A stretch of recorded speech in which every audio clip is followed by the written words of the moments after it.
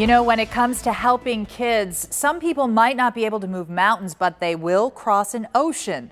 Last week, some doctors came all the way from Poland to Cincinnati Children's to study how our nationally ranked hospital does trauma and to get hands-on experience. I watched as they worked and learned.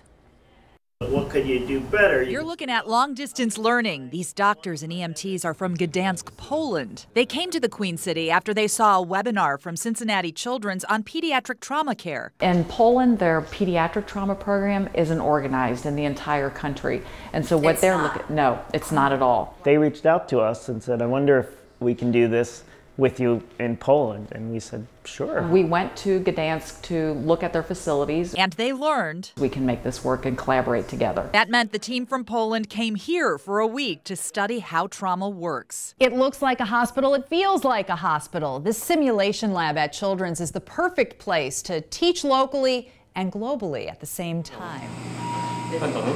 Because it feels so real and because the experience is portable.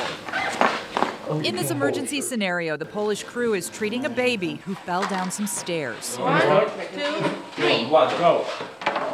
The patient is a mannequin, but he has vital signs and even breathes like a child. We can go to the CAT scan right now. The medical decisions they make under the gun We need something to clear the air. are recorded for detailed evaluation in that classroom we showed you. So I was watching the simulation. How do you think it went? Oh, it was very stressful. We'll let you stop. I've heard, okay, that's the end. I felt like, oh, Jesus, I have to rest.